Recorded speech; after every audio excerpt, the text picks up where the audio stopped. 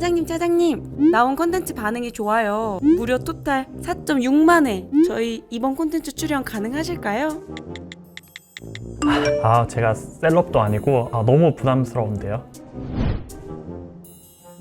전세 사기 피해를 막기 위해 하는 콘텐츠인데 좀 도와주시면 안 될까요?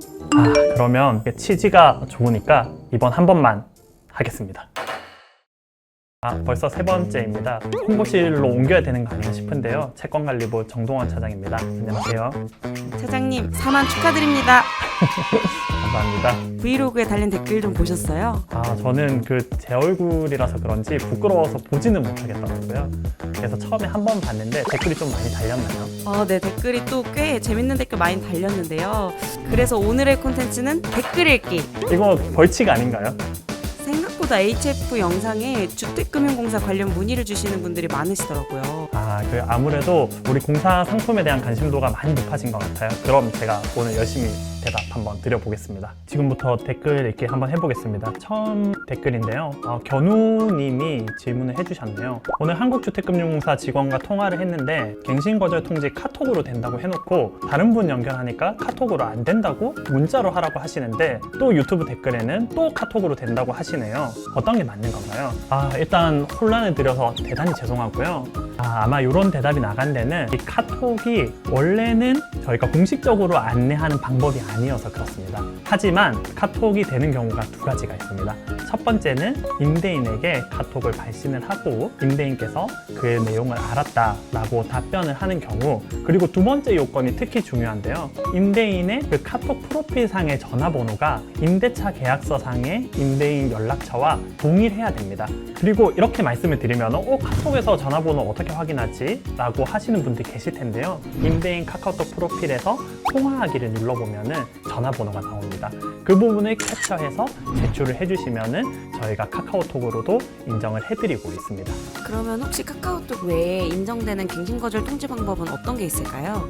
굉장히 좋은 질문 해주셨는데요. 제가 아까 저희가 원칙적으로 안내드리는 방법이 있다라고 말씀드렸는데 이 방법이 4가지 경우가 있습니다. 먼저 첫 번째로 서면 방법인데요. 많은 분들이 내용증명이라는 말로 알고 계실 거예요. 우리가 임대차 계약이 언제까지인데 저희는 더 이상 연장할 의사가 없습니다 라고 적어서 내용증명을 보내고 그 내용증명이 임대인에게 도달하는 경우 인정이 가능하고요. 여기서 중요한 부분은 발신이 아니라 도달이 중요합니다. 임대인에게 도달됐다는 확인이 중요하고요. 그리고 두 번째 같은 경우는 저희가 가장 간편하게 할 수 있는 방법인데 문자입니다. 임대인에게 문자로 더 이상 연장을 할 의사가 없습니다 라고 적어서 보내고 임대인도 내용 확인했습니다 라고 보내면 그것으로 인정이 끝나게 됩니다. 가장 간편한 방법이고요. 세 번째는 통화 기록인데요. 요즘에 통화로도 많이 말씀을 하실 텐데 통화 기록은 조금 번거로운 면이 있습니다. 통화를 녹음을 하시더라도 이거를 녹취록 형태로 만들어야 되는데 국가 공인 복기사가 날인을 해서 녹취록을 제출을 해주셔야 채택이 가능하고요. 마지막은 임대인께서 연락이 잘 안 되는 경우가 있어요. 임대인이 연락이 두절되거나 안 되는 경우에는 어쩔 수 없이 공시송달이라는 방법을 통해서 진행을 하는데요. 이 경우에는 시간도 많이 걸리고 가급적이면은 저희가 권장드리진 않지만은 어쩔 수 없는 경우에는 이 방법으로 임대인에게 통지를 했다고 하는 수밖에 없어서 참고해 주시면 감사하겠습니다. 다음 댓글 읽어보겠습니다. 채권양도 계약서가 임대인에게 송달하는 기간이 4개월이 걸리는데 종료 시점 이후 3개월 전까지 이행 청구하려면 최소 종료 1개월 전까지 채권양도 계약서를 써야 하는 건가요? 그럼 계약 종료 통보와 대출 연장은 종료 시점 6개월 전부터 미리 하는 게 당연하겠네요. 맞나요? 이렇게 물어보셨는데요. 질문이 여러 가지 섞여 있긴 한데 용분께서 질문해 주신 거는 채권양도 시기, 갱신거절 통지 시기, 전세대출 연장 시기 이렇게 3개를 물어보신 것 같아요. 요거에 대해서 차근차근 한번 설명을 드리겠습니다. 먼저 채권양도 시기 같은 경우는 이게 명확하게 정해져 있진 않아요. 그래도 이 채권양도를 저희가 좀 미리 하시게 말씀을 드리는 이유가 질문자께서도 말씀하셨듯이 만약에 임대인에게 원활하게 도달이 되지 않으면은 공시송달까지 가야 되기 때문에 시간이 매우 소요되는 경우가 있습니다. 그렇기 때문에 미리미리 할 수 있을 때 채권양도를 하라는 말씀을 드리는 거고요. 그래서 최근에 저희가 좀 변경된 제도가 예전에는 가입을 하시고 나서 나중에 사고가 날 것 같을 때 채권양도를 하시게 저희가 안내를 드렸다면은 최근에는 가입을 하시면서 하시면서 채권 양도를 바로 하시도록 저희가 권고를 드리고 있습니다. 두 번째 경우에 임대차 계약 갱신 거절 통지는 언제 해야 되냐라고 하셨는데요. 임대차 계약 기간이 끝나기 2개월 전까지는 임대인에게 도달이 돼야 됩니다. 이 방법 같은 경우는 아까 저희가 말씀드렸던 4가지 방법을 통해서 진행을 하시면 되고요. 마지막에 전세대출 연장 경우에는 이행 청구를 하는 경우에는 전세대출 연장이 필요해요. 그래서 전세대출 연장은 임대차 계약 기간이 만료되기 1개월 전에 은행을 방문해서 진행을 하시면 됩니다. 이 경우에 또 좀 말씀드리고 싶은 게 있는데 저희가 안내를 한 매뉴얼상에서 보면은 전세대출 보증 연장과 지킴 보증 연장을 해야 된다 이렇게 말씀을 드리고 있는데 지킴 보증 연장의 경우에는 임대차 계약이 정상적으로 만료된 경우에는 필요치 않으니까 참고해 주시기 바랍니다. 다음 댓글 한번 보겠습니다. HF 전세 지킴 보증 경우에는 주택금융공사의 전세대출 보증 이용자여야 한다고 합니다. 이때 대출 금액을 적게 해도 전세대출 보증 이용자로 인정되나요? 예를 들어 수도권 전세 6억 아파트를 전세대출 보증하려고 할 때 1,000만 원 정도만 전세대출 받아도 전세 지킴 보증에 가입이 가능한가요? 이 경우 6억 전액이 보증되는지 대출받은 1,000만 원이 보증이 되는지 굉장히 좋은 질문이시고요. 결론부터 대답을 드리자면은 저희 주택금융공사의 전세대출 보증을 아주 소액만 쓰더라도 전세 지킴 보증에 가입이 가능하고요. 전세 지킴 보증은 전액이 보장이 됩니다. 그렇게 참고를 해주시면 되고, 다만 전세 지킴 보증 한도는 임대차 보증금보다 작을 경우에는 전세 지킴 보증을 이용하지 못할 수 있으니까 이 부분만 참고해서 가입을 해주시면 되겠습니다. 다음 질문 한번 보겠습니다. 백수님이 적어주셨네요.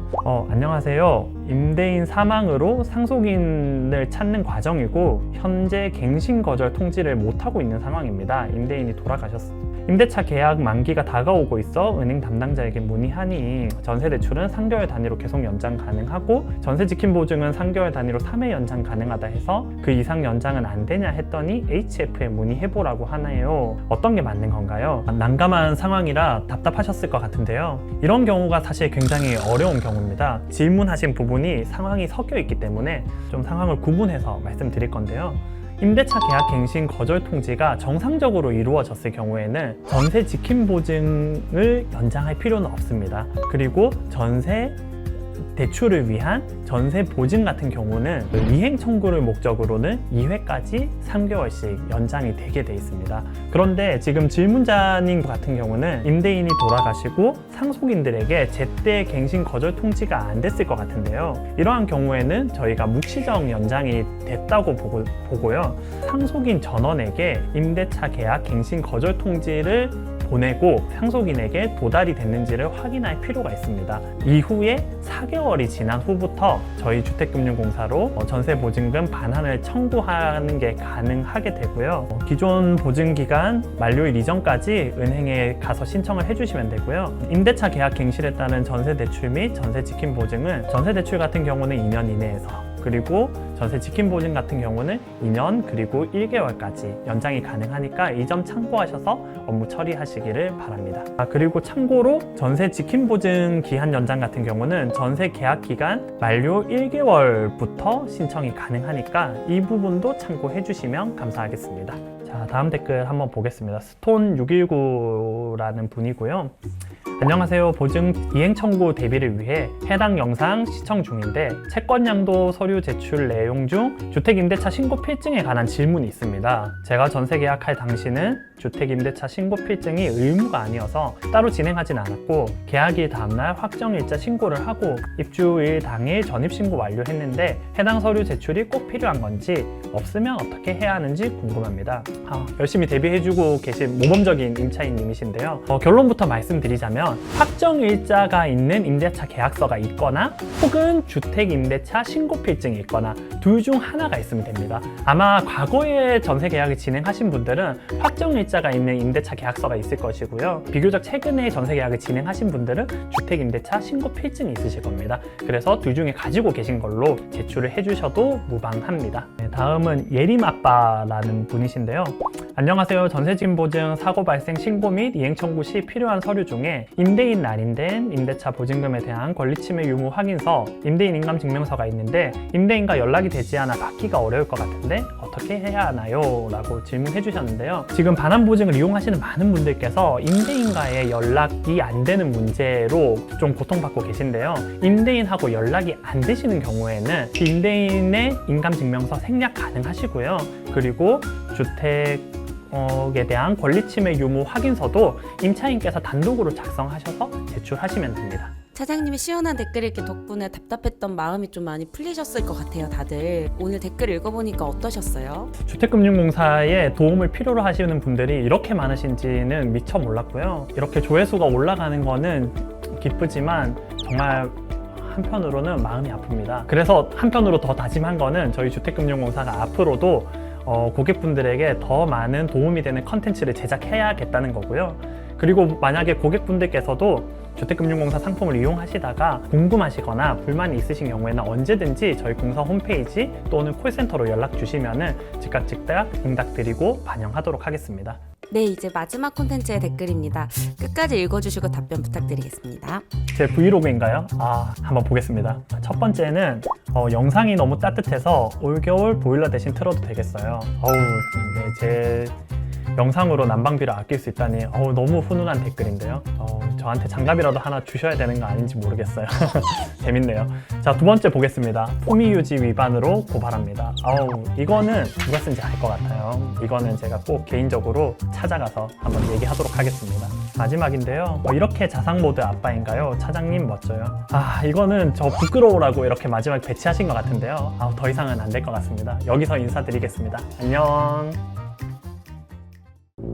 마이크 떼야 하는데 차장님 어디 가셨지?